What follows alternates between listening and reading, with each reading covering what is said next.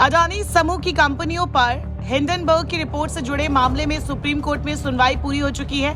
सर्वोच्च अदालत ने फैसला सुरक्षित रख लिया है। इस दौरान वरिष्ठ वकील प्रशांत भूषण को सुप्रीम कोर्ट ने खूब सुनाया।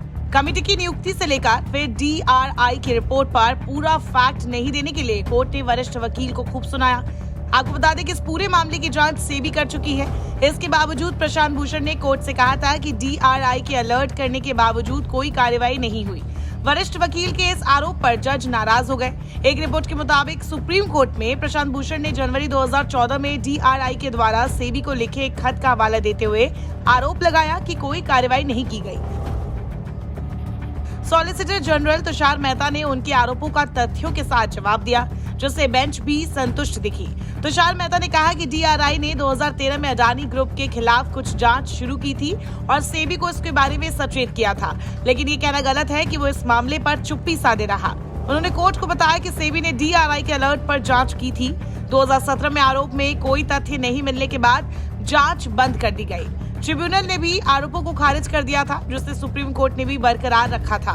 चीफ जस्टिस DY चंद्रचूड़ की अगुवाई वाले 3 जजों की बेंच ने प्रशांत भूषण से कहा, आपने DRI से एक पत्र उठाया, क्या ये सही है कि DRI की जांच समाप्त हो गई है और CESTAT में एक न्यायिक निकाय ने इस मामले पर फैसला सुनाया है, जिसे सुप्रीम कोर्ट ने बरकरार रखा है।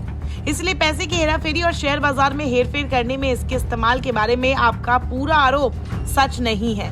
भूषण ने नम्रता से कहा कि ये सच है। इतना सुनते ही तुषार मेहता ने तल्ख लहजे में कहा कि वरिष्ठ वकील ने सुप्रीम कोर्ट से इस जानकारी को छुपाया है। सुप्रीम कोर्ट द्वारा नियुक्त समिति के 2 सदस्यों के खिलाफ प्रशांत भूषण के आरोपों को भी अदालत ने खारिज कर दिया। सुंदरेसन को हाल ही में बॉम्बे हाईकोर्ट का न्यायाधीश नियुक्त किया गया है। उनके खिलाफ 2006 में अडानी ग्रुप की कंपनी के लिए पेश होने का आरोप लगाया गया था। इस मामले पर पीठ ने प्रशांत भूषण से कहा, किसी कंपनी के लिए पेश होने के 17 साल बाद निराधार आरोप लगाना आसान है। इसके मुताबिक एक वकील जो किसी आरोपी के लिए पेश हुआ था, उसे हाईकोर्ट का जज नियुक्त करने के लिए भी कभी विचार नहीं किया जा सकता।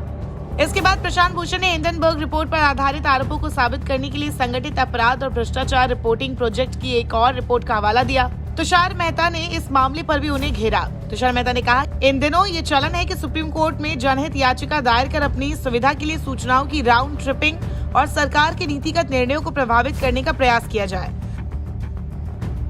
प्रशांत भूषण के मुवक्किल और सुप्रीम कोर्ट में याचिकाकर्ता कानून के एक छात्र है। तुषार मेहता ने पूछा, क्या उसका कोई अधिकार है? प्रशांत भूषण ने सवाल को टालने की कोशिश की, लेकिन तुषार मेहता ने कहा, यह ठीक नहीं है। तुषार मेहता ने कहा, आप एक तथाकथित जनहित याचिका में उपस्थित होते हैं, कुछ रिपोर्ट तैयार करते हैं और उच्चतम न्यायालय से खुद तैयार की गई रिपोर्ट के आधार पर निर्देश जारी करने के लिए कहते हैं। ये हितों का वास्तविक टकराव है।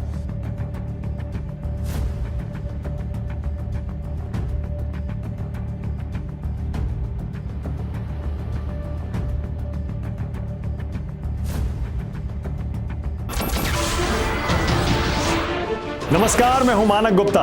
अगर आपको हमारा ये वीडियो पसंद आया हो तो इसे लाइक और शेयर जरूर करें और हाँ, हमें सब्सक्राइब और फॉलो करना ना भूलें ताकि आप देश और दुनिया की कोई खबर मिस ना करें।